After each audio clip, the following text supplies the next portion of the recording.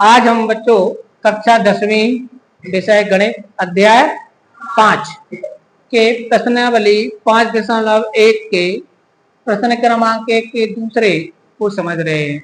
कल मैंने आप लोगों को माने इसके पहले वाले लेक्चर में आप लोगों को पहला सवाल समझाया था, जिसमें टैक्सी के भाड़े से संबंधित था ना पूरा, कि पहले किलोमीटर के 15 रुपए लगते हैं और आगे सभी किलोमीटर के 8 रुपए लगते हैं। तो प्रत्येक किलोमीटर के बाद उसने पूछा था भाड़े की संख्या है वो समांतर श्रेणी बनाती है या नहीं बनाती है, तो बनाती है। आज हमारे सामने ऐसा ही एक और प्रश्न है कि हमें ये देखना है कि इस प्रश्न से जो संख्याएं निकल के आएंगी वो संख्याएं एपी बनाती हैं या नहीं बनाती हैं। ध्यान से सुनना। किसी बेलन में उपस्थित हवा की मात्रा जबकि वायु निकालने वाला पंप प्रत्येक बार में बेलन की शेष हवा का 1/4 भाग क्या करता है, बाहर निकाल देता। माने एक पंप लगा है एक बेलन में और वो बेलन में से हवा खींचता है। हमें बेलन में वैक्यूम बनाना है तो उसमें से क्या खींचता है वो, तो एक बार में वो 1/4 हवा खींच लेता है, फिर बाहर फेंक देगा, फिर 1/4 खींचेगा बाहर फेंक देगा, फिर 1/4 खींचेगा। तो वो कह रहा है कि हर बार खींचने के बाद तो शेष हवा बचेगी ना, उससे जो संख्या बनेंगी वो एपी होंगी या नहीं होंगी। आप बिल्कुल बहुत ध्यान से समझिए, आप समझ जाओगे। पर मान लेते हैं कि माना बेलन में उपस्थित हवा की प्रारंभिक मात्रा, कौन सी मात्रा, प्रारंभिक मात्रा अपन एक काम करते हैं, एक मान लेते हैं। कितनी है, एक इकाई है। कितनी है, एक इकाई है। ये प्रारंभिक मात्रा, पहले उसमें एक इकाई गैस भरी है। एक इकाई का मतलब क्या हुआ, 1 घन मीटर हो सकती है, 1 घन सेंटीमीटर हो सकती है ना, ऐसी कुछ भी एक इकाई है पहली। तो पहला पद क्या हो गया, एक। अब पहली बार में वो क्या करेगा, एक में से 1/4 निकाल देगा, नहीं निकालेगा। तो पहली बार में कितनी हवा निकालेगा, तो पहली बार में पंप द्वारा बाहर निकाली हवा, बाहर निकाली गई हवा कितनी होगी, हवा जी हो जाएगी 1 का 1/4, 1 का यानी 1/4 आएगा। 1 में 1/4 का गुणा करेंगे कितना आएगा, 1/4 आएगा। तो शेष हवा कितनी बचेगी, इसलिए शेष हवा बचेगी, शेष हवा बचेगी। पहले कितनी थी उसमें, 1, और 1 में से कितनी निकल गई, 1/4 निकल गई 1 में से, तो कितनी बचे, लघुत्तम कितना आएगा, 4, 4 एकम 4 माइनस 1 तो कितनी बची। तो पहली बार में हवा निकालने के बाद कितनी बचेगी उसमें, सबको समझ में आ गई। अब दूसरी बार में कितनी निकालेगी, तो 1/4। यहाँ लिखेंगे दूसरी बार में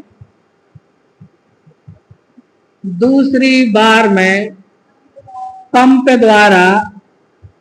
द्वारा बाहर निकाली गई हवा, जल्दी बताओ कितनी होगी, निकाली गई हवा ये होगी 3/4 का 1/4।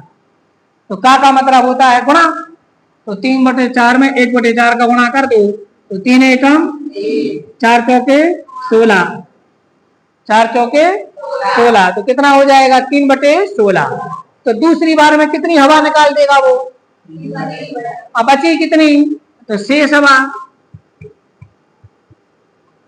हवा पहले हवा कितनी थी, 3/4 में से क्या घटा दो, 3/16 घटा दो, तो यहाँ पर लघुत्तम कितना आएगा, 4 चौके 4 3 माइनस 16 एकम 16 3, अब 12 में से 3 गए, 9/16। तो दूसरी बार में कितनी हवा बचेगी उसमें, शेष हवा जहाँ है, तो वो शेष हवा पूछ रहा हो कि शेष हवा से क्या बनेगा। शेष एक बाहर निकल जाता है तो बेलन में मतलब किसी पर उपस्थित हवा की मात्रा कितनी बची हुई है, तो यही है बात। अब क्या करना है, तीसरी बार, जल्दी बोलो, तीसरी बार में पंप द्वारा बाहर निकाली गई हवा कितनी होगी, जल्दी बताओ। 9/16 का 9/16 का 1/4 गुणा कर दो। 9 एकम 16 चौके 64, तो 9/64 भाग निकल जाएगा। कितना निकल जाएगा, तो शेष कितना बचेगा, जल्दी बताओ। शेष हवा पहले कितनी थी, कितनी निकल गई, 64 निकल गई, तो लघुत्तम कितना आएगा, 64। कितना आएगा, 64 यहां पर लघुत्तम आएगा। ठीक है, तो यहां पर 64 क्या आएगा,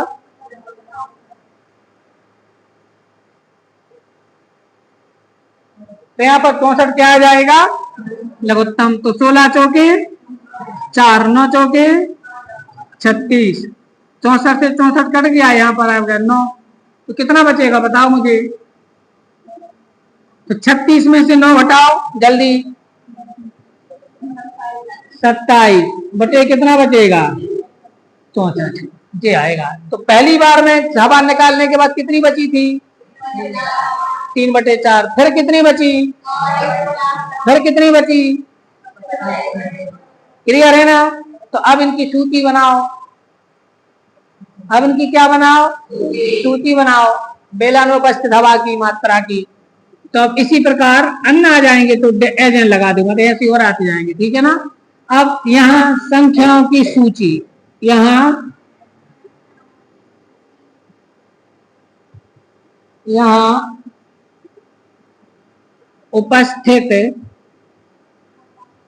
उपस्थित हवा की संख्याओं की सूची क्या बनेगी, जल्दी बताओ। इसकी सूची बनेगी, पहले 1 हटी, पहले कितनी हटी हवा, फिर कितनी बची, 3/4, फिर कितनी बची, 9/16, फिर कितनी बची, 27/64, डॉट डॉट डॉट, यही आएगी ना। अब जांच करो कि एपी है कि नहीं है। तो एपी है या नहीं है कैसे निकालेंगे, घटाओ। तो पहले हम निकालते हैं इनका अंतर, तो पहले 3/4 माइनस 1, दूसरे में से पहला घटाते हैं, ऐसे करते हैं ना कि नहीं। तो 3/4 में से 1 घटाओ, तो यहाँ पर 4 लघुत्तम आएगा, तो 4 एकम 4, तो 3 मतलब 3 में से 1/4 घटेगा, तो -1/4 आएगा। कितना आएगा, अब इसमें से ये घटाओ। अब 9/16 में से क्या घटाओ, 3/4 घटाओ, चलो 9/16 में से 3/4, तो लघुत्तम कितना आएगा, 16। लघुत्तम कितना आएगा, तो 3 चौके 12, तो 16 में से 12, 9 में से 12 गए भाई, आप लघुत्तम आएगा यहाँ का 16, हम करें दे रहे फिर कसी तो लिख दें, 16 लघुत्तम आएगा। तो 16 से 16 कट गया तो 9 है, और तो 4 चौके 16, 3 चौके 12 आएगा, तो 9 में से 12 गए, तो -3, तो -3 बटे कितना आएगा, 16 आएगा कि नहीं आएगा। तो एक बार बताओ, अंतर एक समान है क्या, अंतर एक समान नहीं है, तो दी गई संख्या एपी, तो चूंकि अंतर एक समान नहीं है, क्योंकि अंतर एक समान नहीं है, अतः अब क्या लिखना है बताओ, अतः सूची एपी अंतर एक समान नहीं है, नीचे का नहीं आ रहा है, तो नीचे यहां पर क्या लिख देंगे, अतः सूची एपी नहीं है, बस क्लियर है ना बात। उत्तर में ला लो, उसमें नहीं आ रहा होगा, ठीक है ना। तो ये हमारा कौन सा सवाल हो गया है, पहले का दूसरा। अगला प्रश्न देखें, प्रश्नावली 5.1, प्रश्न क्रमांक 1 का चौथा। ठीक है ना, तीसरा सरल है तो आपने उसको कर ही लिया है। तो पहला हो गया, दूसरा हो गया, अब ये कौन सा है? चौथा। क्या लिखा है? खाते में प्रत्येक वर्ष का मिश्र धन, माने हर एक वर्ष बाद मिश्र धन कितना होगा, 2 वर्ष बाद कितना होगा, 3 वर्ष बाद कितना होगा, प्रत्येक वर्ष का क्या चाहिए? मिश्र धन चाहिए। जबकि रुपए 10,000 की राशि कितने पर दी जाती है? 8% वार्षिक ब्याज की दर से चक्रवृद्धि ब्याज पर जमा की जाती है। तो हम इसमें सॉल्व करेंगे तो हमें क्या करना है? 1 वर्ष बाद, 2 वर्ष बाद, 3 वर्ष बाद, ऐसे क्रमशः मिश्र धन निकालना है। क्या निकालना है? तो यहाँ पर आपको दिया क्या है? देखो, ये कहलाता है मूलधन। क्या कहलाता है? तो यहाँ पर मूलधन कितना है? मूलधन है P बराबर रुपए 10,000। इसको क्या बोलते हैं? मूलधन। और दर कितनी है? ब्याज की दर, इसको अपन R बोलते हैं। वो कितनी है? 8% है बस। ठीक है ना। तो पहले 1 वर्ष बाद, पहले 1 वर्ष बाद का मिश्र धन निकालते हैं। तो सूत्र होता है हमारे पास, सूत्र होता है A बराबर P ब्रैकेट में 1 धन R बटे 100 संपूर्ण घात n। ये सूत्र है मिश्र धन का। चक्रवृद्धि ब्याज से मिश्र धन का सूत्र क्या होता है? A बराबर P कोष्टक में 1 धन R बटे 100 संपूर्ण घात n। ये आपने पिछली क्लासों में पढ़ा होगा। कौन से ब्याज के लिए है ये? चक्रवृद्धि ब्याज के लिए। और साधारण ब्याज का सूत्र क्या होता है? मूलधन गुणित दर गुणित समय बटे 100, P गुणित R गुणित T बटे 100। वो साधारण ब्याज के लिए सूत्र है। ठीक, तो इस सूत्र से निकालेंगे अपन। तो 1 वर्ष बाद क्या लिखेंगे? 1 वर्ष बाद मिश्र धन। तो 1 वर्ष बाद मिश्र धन कितना हो जाएगा? तो देखो कितना हो जाएगा। A बराबर P का मान कितना लिखना है? 10,000। 1 धन R का मान 8 बटे 100 और घात कितने की लगाओगे? 1 वर्ष बाद 1 की घात, 2 वर्ष बाद के लिए, 3 वर्ष बाद के लिए। तो अब यहाँ पर आएगा, इसको हल कर लो। 10,000, यहाँ पर लघुत्तम कितना आएगा? तो 100 का एकम 100 धन 8। अब 1 की घात तो लिखी नहीं जाती है। अब ये 2 शून्य इसके काट दो। तो यहाँ पर कितना आ गया? 100 गुणित 108। नहीं होगा, उत्तर आया 10,800। कितना हो गया? तो 1 वर्ष बाद मिश्र धन हो गया 10,000। क्लियर होगी बात? चलो, अब कितने वर्ष बाद? 2 वर्ष बाद मिश्र धन कितना होगा? चलो 2 वर्ष बाद को देखते हैं। तो सूत्र ए आएगा A बराबर, अब यहां पर कितना लिखना है? 10,000 ही। 1 धन R का मान 8 बटे 100, लेकिन यहां पर कितने की घात लगाएंगे? 2 की लगाएंगे। अब 2 वर्ष बाद के लिए 2, 3 वर्ष बाद के लिए, तो यहां पर आएगा 10,000। लघुत्तम क्या आएगा? 100। तो 100 एकम धन 8 संपूर्ण घात 2। यह आएगा 10,000 गुणित 100 और 8 कितने होंगे? 2 की घात है तो 108 गुणित 108, 2 बार लिख दें और नीचे लिखें दे रहा है 100 गुणित 100। लिख सकते हैं ऐसा? भाई घात कितने की लगी है? 2 की घात लगी है तो बस। अब यहाँ पर देखो 1 2 3 4, 1 2 3 4, ये सब कट गए। अपने पास बचो 108 गुणित 108। जल्दी से इसको गुणा करके बताओ मुझे कितना आएगा। 108 में 108 का गुणा कर दो और मुझे बताओ जल्दी से कितना आएगा।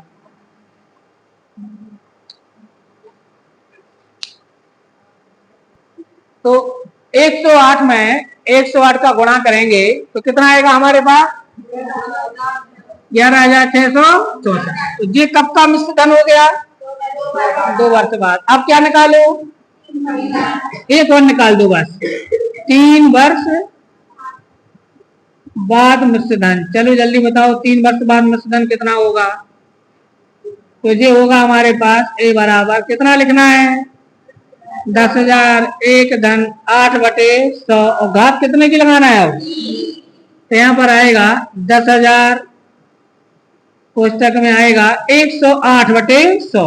इतना ही आता ना, 3 की घात। तो यहाँ पर 10,000 108 गुणित 108 गुणित 108। अब आप लोग घन करो इसका, बटे 100 गुणित 100 गुणित 100। अब ये 10,000 तो पूरा हमारा इन दो से कट गया। अब 108 गुणित 108 तो कितना आया था? 11,664। उसमें 108 को गुणा और करके 100 को भाग देना है, ठीक है ना। तो जल्दी 11,664 गुणित 108 और करिए,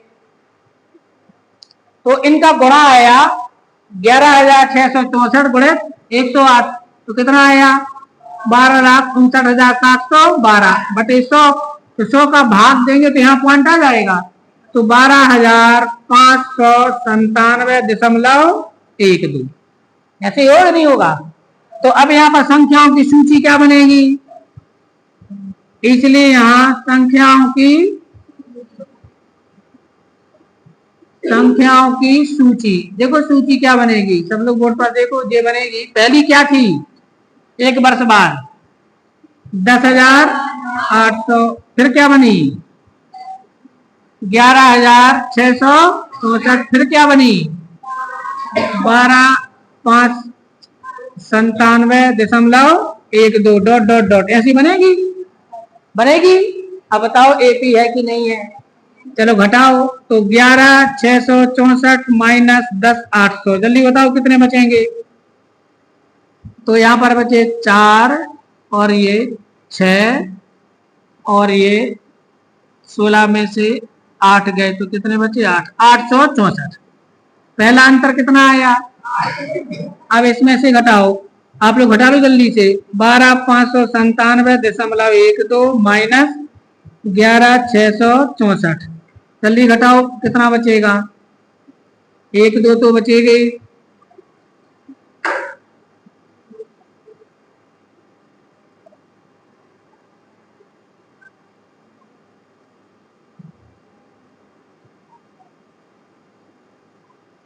कितना? 933.12। ठीक है, देखो इतनी बच रहा है, इतनी बचा। अब बताओ अंतर एक सा है कि अलग अलग है? तो यहाँ पर क्या लिखना है? चूंकि अंतर कैसा है? एक समान नहीं है। यहाँ लिख देते हैं, क्या लिखेंगे? चूंकि अंतर समान नहीं है, अतः यह सूची क्या नहीं है? अतः यह सूची एपी नहीं है। अब इसको उत्तर को मिला लो, तो ये हमारे पास इस प्रकार से कौन सा हो गया? चौथा हो गया। अब हम बात कर रहे हैं बच्चों प्रश्नावली 5.1 के प्रश्न क्रमांक 2 पर। तो प्रश्न क्रमांक 2 में उसने पूछा है, दी हुई एपी के प्रथम 4 पद लिखिए, जबकि ए और डी के मान उसने बताए हैं। ऐसे आपको इसमें कितने सवाल दिए हैं? 5। तो मैं पहला करा रहा हूं और 5वां करा रहा हूं, ठीक है ना। बाकी 3 आप लोग कर लोगे कि नहीं कर लोगे? तो पहले ए का मान कितना है हमारे पास?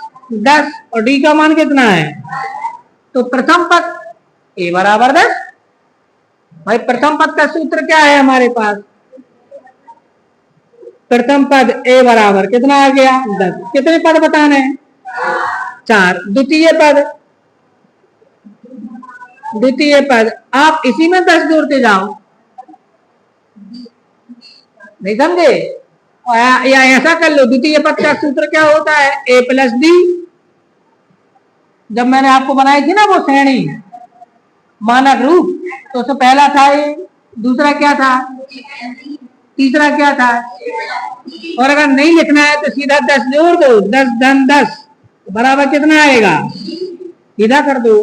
तीसरा पद क्या होगा? तृतीय पद 20 धन 10 बराबर कितना होगा? और चौथा पद क्या आएगा? चौथा पद 30 धन 10 बराबर 40। लो हो गया सवाल। उसमें क्या करना है? प्रथम, द्वितीय, तृतीय और चतुर्थ, चौथा पद हो गया। अब ऐसे इसमें कर लो सॉल्व। तो देखो ए बराबर कितना है? तो डी बराबर कितना है? तो सबसे पहले प्रथम पद, यह पहला पद, तो पहला पद क्या हो गया जल्दी बताओ? पहला पद ए बराबर -1.25, कोई टेंशन नहीं। दूसरा पद कितना होगा? इसी में जोड़ दो। दूसरा पद -1.25 में जोड़ना है -0.25, डी को जोड़ते जाओ, ठीक है ना। अब देखो यहाँ प्लस है और यहाँ पर क्या है, तो प्लस और माइनस का गुणा क्या होगा? माइनस, तो -0.25। अब ये दोनों माइनस के हैं तो जुड़ जाएंगे, तो 5 और 5 शून्य हासिल आई 1, 2 2 4 और 1 हासिल की 5 और 1 और 0 1, तो -1.50। आगे बात समझ में ना? आप ऐसे जोड़ लो ना, ऐसे रख के 1.25 और 0.25 ऐसे जोड़ लो, 5 और 5 10, 2 2 4 और 1 5। आया नहीं आया? अब तीसरा पद कितना होगा जल्दी बताओ? तो -1.50 में फिर से क्या जोड़ दो? -0.25, तो प्लस और माइनस का गुणा क्या आएगा? -1.50 -0.25, तो जोड़ दो यहाँ पर 1.50 0.25, 5 5 और 2 7, कितना आएगा? -1. अब कौन सा चाहिए? चौथा पद। तो चौथा पद क्या आएगा? आप लोग ऐसे ही बताओ भाई। हाँ, -1.75 प्लस -0.25, तो सीधा लिख दें -2. बस हो गया सवाल। अब बताओ इसमें क्या था? तो ये हमारे पास कौन सा सवाल हो गया? दूसरा। अब आप लोगों को प्रश्नावली लगानी है आज, और जितने सवाल बन जाए, ठीक है ना, करना है, बाकी के कल पूछ लेना, ठीक है।